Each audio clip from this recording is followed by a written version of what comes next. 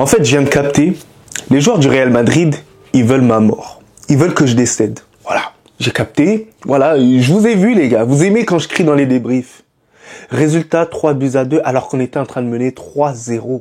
3-0 s'il vous plaît. J'allais dire que du positif dans le débrief, mais là forcément il y aura du négatif. Il y aura du négatif et je vais être très drastique et je vais être dur sur certains joueurs. Voilà, faudra pas me dire ouais Abdé t'es dur, non. Non. 3-2 c'est une honte les gars. Alors qu'on est à domicile, on était assez à l'aise, vous nous avez fait peur. Jusqu'à la dernière seconde. Donc les gars, avant de commencer le débrief, n'hésitez pas à vous abonner, à partager la chaîne, mais aussi à activer la cloche, ça me donnera énormément de ce fort. Vous connaissez en bien la team. Donc les gars, le Real Madrid, on avait l'obligation de s'imposer là aujourd'hui pour espérer gagner le titre. Parce que la semaine prochaine, on va affronter le FC Barcelone.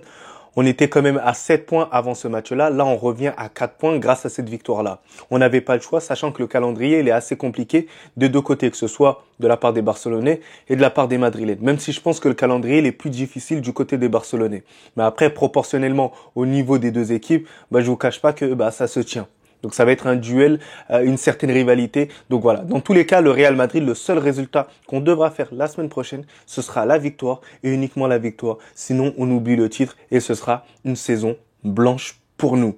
Alors ce match-là, les gars, je vous cache pas qu'il a très bien commencé grâce à un joueur tout simplement spectaculaire du nom de Arda Güler. Et là, je veux me retourner devant Carlo Ancelotti et je vais lui dire, voilà frérot, voilà.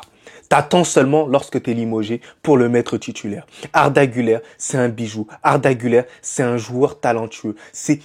En fait, Arda Güler, lorsque vous le voyez jouer, c'est pas un joueur qui doit partir à la salle. C'est pas un joueur qui use de ses muscles. C'est un joueur qui est dans la réflexion. C'est un joueur qui apporte quelque chose de différent. Dans les coups de pied arrêtés, dans sa frappe de balle. Et tout simplement parce que c'est un gaucher et il est intelligent au niveau du jeu. On l'a vu là aujourd'hui. Lorsqu'il met ce but-là, tel un leader, il arrive à haranguer la foule, il arrive à encourager ses partenaires. Et ça, c'est pas donné à tout le monde. Ça montre que ce petit a du caractère. Et les gars, j'ai pas peur de le dire. Lorsqu'il fera une saison complète ce jour-là, il pourra, pourquoi pas, concurrencer les tout grands comme Lamine Yamal, etc. Parce que il a des qualités complètement différentes, mais il a un talent tout simplement indéniable que peu de personnes ont dans le monde entier. Il y a très peu de personnes qui ont dans le monde entier. C'est un joueur, il est super fort dans la précision de passe. Et en plus, les gars, je suis désolé, il a gagné sa place en tant que titulaire. Il doit pas bouger ce type-là. C'est le chouchou. Tu vois, Ancelotti, si tu le mets pas titulaire, on va te boxer. On va te boxer. Comme le gorille, là. Ça va être 100 hommes contre Carlo Ancelotti. Tu seras mort, frérot. T'as intérêt. Après, les gars, je vous cache pas que le Real Madrid, en termes de jeu, c'était pas ouf en première mi-temps. C'était pas ouf, voilà, vous connaissez. Après, j'attends plus rien. J'attends plus rien. Moi, j'attends juste la fin de la saison et fin de Carlo Ancelotti et revoir un nouvel entraîneur qui a des idées un peu nouvelles, un semblant tactique. Moi, j'attendais que la victoire, là, aujourd'hui. Et oui. Et cette première mi-temps, elle a été guidée aussi par un autre élément, pas seulement Arda Güler, mais par un immense bonhomme, une légende du Real Madrid du nom de Thibaut Courtois. Un arrêt spectaculaire à un moment donné, ce qui donne ensuite le but à Kylian Mbappé. Kylian Mbappé qui arrive à très bien terminer son occasion. Et voilà, ce qui fait que le Real Madrid, on part avec 2-0. Après la mi-temps, ça nous a fait quand même du bien. Au retour de la seconde période, un peu plus d'intention de jeu quand même de la part du Real Madrid, même si c'est pas trop ça. Arda Güler prend l'initiative de regarder Kylian Mbappé en profondeur. Kylian Mbappé part devant le but et il arrive à doubler. Et la passe que Arda Güler arrive à faire à Kylian Mbappé, elle est tout simplement majestueuse. Et lorsque vous voyez l'image de Mbappé, il est complètement choqué. Il est complètement choqué et c'est extraordinaire. Alors les gars, on va tout de suite venir à la fin du match. Fin du match totalement catastrophique parce que énormément de pertes de balles. Les joueurs, ils se sont relâchés, plus d'envie. Carlo Ancelotti, il nous fait n'importe quoi. Il nous fait sortir Asensio, puis ensuite il nous fait rentrer l'autre là. Ramon, voilà, il est nul les gars. Il est pété, il est zéro les gars. Alors, souvent je suis pas dur avec les jeunes, mais lui ça fait 2 fois. Faut arrêter un tout petit peu. Carlo Ancelotti, tu joues à quoi? C'est un match quand même décisif pour le titre. Si on perdait ce match-là, si on faisait match nul, c'était fini le titre. Parce que le FC Barcelone serait à 6 points de nous s'ils avaient égalisé. Et on aurait pu voir un plus gros drame. Pourquoi pas, on aurait pu perdre le match, on ne sait jamais. mais plus jamais je veux le voir. C'est le frère à Valero. Je ne veux plus jamais le voir. Il faut qu'il quitte le club. Voilà, faut même pas qu'il aille jouer avec la Cassia, sinon il va handicaper même les autres. Il est nul, il ne vaut rien. Voilà, je tenais à clarifier ça avant de poursuivre bien les choses. Donc les gars, l'entrée de Aspas, elle nous a tués, elle nous a fait du mal. Et lorsqu'il y a un joueur comme ça, du côté du Real Madrid, ça nous handicape. Donc les gars, on va passer à tout ce qui est individuel, parce que vraiment, j'en ai gros sur la patate et il y en a certains qui vont pas y échapper. Voilà, j'avoue, je suis dur à certains moments, mais là, je vais être très dur. Thibaut Courtois, étincelant, pour moi, c'est l'homme du match. Alors, j'aurais pu le donner à Arda Güler, c'est vrai, mais là, je vais le donner à Thibaut Courtois parce qu'il nous fait une parade à un moment donné, où c'est la balle du 3-3 sur une magnifique talonnade de Aspas. Thibaut Courtois, arrêt magnifique, extraordinaire, incroyable, patron. On n'en parle pas souvent toute la saison, mais ça a été quasiment le meilleur Madrilène. Ça a été le Madrilène le plus constant au final. Oui, il a raté quasiment aucun match. Dès que tu l'as aligné sur le terrain, il a quasiment rien manqué, à part la faute qu'il fait face au FC Barcelone. Mais à part ça, il a toujours été bon. Et là encore aujourd'hui, il sauve le Real Madrid. C'est lui qui nous permet d'encore espérer pour la suite de la saison et avant même ce Classico. Même si je suis pas rassuré pour le Classico, bien évidemment. En charnière centrale, Tchouaméni, match XXL.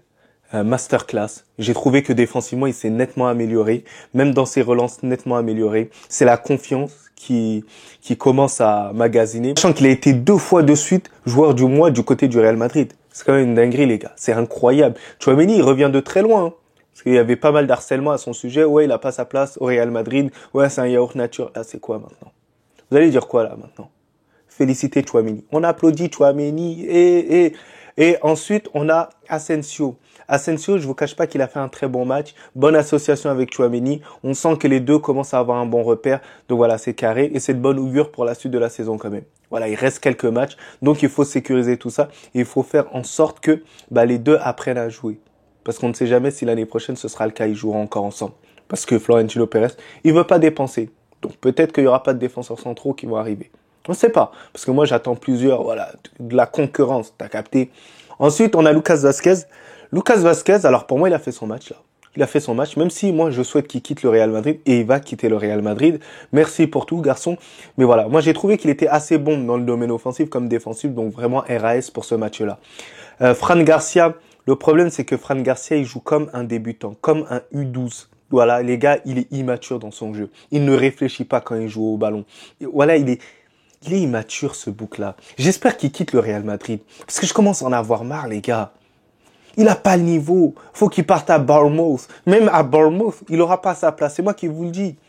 Lorsqu'il faut pas centrer, il centre quand même. On dirait il est programmé. On dirait c'est un robot. Ouais, il faut arrêter au bout d'un moment. Il commence à faire chier. Ensuite, au milieu de terrain, moi, j'ai trouvé que Valverde, c'était assez correct. Il perforait énormément les lignes. Alors, c'est vrai que voilà, il manque de compatibilité un tout petit peu au milieu de terrain. Mais j'ai trouvé que Valverde, quand même, il a fait son match. Ouais, il a fait son match, il était assez correct là aujourd'hui. Bon voilà, c'est pas son meilleur match, mais voilà, il a essayé dans ses intentions de récupérer énormément de ballons, mais c'était assez bon. Ceballos, comme je le dis, Ceballos c'est un très bon joueur, mais c'est un joueur qui n'a pas le niveau pour jouer au Real Madrid en tant que titulaire. Je vous ai dit, c'est très inquiétant que les joueurs du Real Madrid faisaient appel à Ceballos pour son retour, sachant que Ceballos, normalement, il joue pas dans un grand club. Il joue dans un club assez mythe, t'as capté, maximum Betis Séville en tant que titulaire. Mais il peut pas jouer dans un club comme le Real Madrid, il peut pas jouer dans un club comme le Paris Saint-Germain, comme le FC Barcelone. Il joue pas dans ces clubs-là normalement. Si le Real Madrid, on se résout à que lui soit titulaire, c'est vraiment qu'on est tombé hyper bas, les gars. Normalement, ce joueur-là doit être remplaçant, il doit jouer certains matchs. Même si aujourd'hui, il ne fait pas un match catastrophique, mais il ne nous fait pas un bête de match aussi. Mais tu sens qu'il est assez limité. Il faut pas compter que sur lui. Voilà, il faut que Carlo Ancelotti et Florentino Pérez surtout, il faut qu'ils sortent la main de sa poche et qu'il aille dépenser un tout petit peu de l'argent. Vous voyez ce que je suis en train de dire? Parce que ça commence à casser un tout petit peu les couilles. Vous voyez ce que je veux dire? Donc voilà, aux côtés de lui, il y a eu un joueur tout simplement incroyable, soyeux, délicieux, le meilleur joueur du Real Madrid, joueur de champ. Voilà, incroyable. Vista de jeu. Extraordinaire. Je vous en avais déjà parlé, les gars. C'est pour moi le meilleur joueur du Real Madrid en tant que joueur de champ dans ce match-là. Vraiment incroyable. Et je sens que, pourquoi pas avec Xabi Alonso, ce sera la pièce maîtresse. Ce sera la pièce maîtresse et des joueurs comme Vinicius et Mbappé devront ravaler leur fierté. Et surtout, moi, j'ai bien aimé la compatibilité qu'il a eue aussi avec Mbappé. Vraiment, les échanges qu'ils ont eus, c'était assez intéressant dans ce match-là. Bellingham, juste plus haut. Alors Bellingham, sa première mi-temps, elle était correcte, pas de souci. Mais la deuxième période, j'étais assez déçu. Les prises de balles, les pertes de balles, franchement, j'ai pas trop aimé. Alors le domaine défensif, il y a pas de souci, il est là, tout ça. Mais le domaine offensif sur la deuxième période, j'ai été assez déçu. Déçu, même là, à la fin du match, il a l'opportunité de la donner plus rapidement à Vinicius, il la donne pas, il se fait récupérer la balle comme un vulgaire débutant. Bordel, tu joues au Real Madrid, tu joues pas à Sarcelles. Voilà, c'est juste pour te prévenir, un point, c'est tout. Mais voilà, moi, c'est sur certains points où j'ai été frustré à certains moments. Bellingham, ça n'a pas été le plus mauvais, mais voilà, il a été décevant pour ce match-là. C'est une réalité. Mbappé, plus haut, ça a été l'un des meilleurs joueurs, auteur d'un doublé aujourd'hui. Il revient à un point de Robert Lewandowski. Robert Lewandowski qui va faire son retour bientôt. On espère que, en termes de Pichichi, Mbappé il va passer devant Lewandowski. Je l'espère pour lui dans tous les cas. Mais ce qui est le plus important, c'est quand même de remporter le titre. Mais voilà, cette connexion avec Arda Güler, ça peut énormément l'aider sur ce joueur-là. Et en plus, j'ai eu des flashbacks de, pourquoi pas, Cristiano Ronaldo, Mesut Ozil aussi. Voilà, Arda Güler, Mbappé, voilà, on sait jamais. Voilà. Laissez-moi croire un tout petit peu, c'est mon choix. Voilà, vous allez faire quoi? C'est mon choix dans tous les cas. Voilà. Sinon, on va se battre. Venez, Ivry sur scène. On se bat. Il n'y a pas de souci. C'est mon humble avis. Ensuite, on a Vinicius. Alors, Vinicius, sa première mi-temps, correcte. Très bonne. Enfin, assez bonne. Voilà. J'ai rien à dire. Il dribble souvent son vis-à-vis. Il tente des centres. Il n'y a pas de souci. Des passes. C'est assez bling-bling, tout ça. Mais la deuxième période, catastrophique. Catastrophique la deuxième période. Il perd absolument tous les ballons. Tous ses duels, ils sont perdus. Vraiment, il ne vaut rien dans ce match-là. J'ai pas compris. Vinicius, sa DA, c'était quoi? C'était de saboter le Real Madrid ou c'était quoi? Donc, va falloir se réveiller, Vinicius. Va falloir se réveiller. Pourquoi? Parce que moi, lorsque Rodrigo n'est pas bon, j'ai tendance à le dire. Lorsqu'Mbappé n'est pas bon, j'ai tendance à le dire. C'est pas parce que toi, je te kiffe. C'est pas parce que là, j'ai ce maillot-là floqué ton blaze juste derrière mon dos que je ne vais pas te critiquer. Le match, il a été nul à chier, mauvais, dégueulasse. Et il va falloir te réveiller parce que le Classico, c'est très très important. On peut pas perdre une 4e fois de suite contre le FC Barcelone. Les gars, s'il vous plaît, un peu de dignité, un peu de fierté, un peu, voilà, de hashma à ce moment-là. Je ne pourrais pas accepter, je ne pourrais pas survivre à tout ça, ce n'est pas possible. Par pitié, les gars, réveillez-vous un minimum. Donc Vinicius, va falloir t'appliquer sur les prises de balles. Des fois, il avait l'occasion de la donner un peu à Mbappé, il l'a pas donné à Mbappé. Il avait l'occasion aussi de combiner avec Bellingham, il la donnait pas. Il voulait absolument terminer tout seul. Alors moi, dans son non-verbal, et moi j'ai l'impression, les gars, c'est moi qui vous le dis. Moi, je sens que Vinicius, il va quitter le Real Madrid. C'est moi qui vous le dis. Je sens que Vinicius, cet été, il va quitter le Real Madrid. Sa prolongation, elle met du temps. Voilà. Moi, c'est une impression, je ne sais pas, lorsque je dors, souvent, j'ai tendance à voir ça, mais je sens que Vinicius ne restera pas au Real Madrid l'année prochaine. Alors, je ne sais pas s'il va partir en Arabie Saoudite, je ne sais pas s'il va rester en Europe, je ne sais pas. Mais en tout cas, ce qui est sûr et certain, c'est que j'ai l'impression que son rapport avec Kylian Mbappé, il s'est largement élargi. Parce que si vous voyez, au début de saison, ils étaient grave proches. Et ça se ressentait. Ils essaient de faire semblant devant les caméras, mais là, maintenant, on les sent assez distants. C'est plus comme avant. Même les gestes d'humeur que Kylian Mbappé il a tendance à faire lorsque Vinicius lui donne pas la balle, ce n'était pas le cas en début de saison. Vinicius, il encourageait Mbappé, Mbappé, il encourageait Vinicius, mais là, c'est plus le cas. Ça s'agace, ça se regarde mal et tout. Et à un moment donné, ça va péter. Ça va péter. Et j'ai l'impression de revoir un peu les mêmes images qu'il y avait un peu avec Neymar. Donc les deux, pour moi, ça va pas trop cohabiter et ce sera Vinicius qui va partir. J'en suis sûr et certain. Et Mbappé va prendre la place à gauche et le Real Madrid va aller recruter un nouvel attaquant. C'est ce que j'imagine dans ma tête et je pense que ce sera le cas. Après les entrants, voilà. Les entrants, ils nous ont pas fait du bien comme le FC Barcelone ont fait du bien, voilà. Là, Modric, tu sens qu'il est sur la fin, des petites pertes de balles un peu par-ci par-là. Il ne faut plus qu'il prolonge au Real Madrid. Faut qu'on lui fasse une belle cérémonie d'adieu. Voilà, ça reste quand même une légende du Real Madrid. Merci pour tout, Modric. Mais voilà, ça suffit. Et voilou. Brahim Diaz, sur une action. Moi, Brahim Diaz, ce qui m'énerve, c'est qu'il est pas assez méchant. Faut qu'il soit tueur. Lorsqu'il est rentré et qu'il a eu un face-à-face, là, je suis désolé, il doit tuer. Pour gagner des points, il faut tuer. Au même titre que Rodrigo, moi j'ai l'impression que Brahim Diaz, il a une irrégularité, mais qui me casse les couilles. Ça me casse les couilles. À un moment donné, bouge-toi le cul et tue les adversaires. T'as les qualités techniques, physiques, t'as toutes les qualités. Pourquoi t'es pas régulier à certains moments? C'est les joueurs comme ça qui me frustrent, hein, que ce soit Rodrigo et Brahim Diaz. Pourquoi vous n'êtes pas régulier? Pourquoi je suis obligé de tirer sur une pièce et me dire pile ou face? Yeah. C'est une dinguerie, quoi. J'ai l'impression même ils nous font exprès. Donc bon, le Real Madrid a fait le plus important.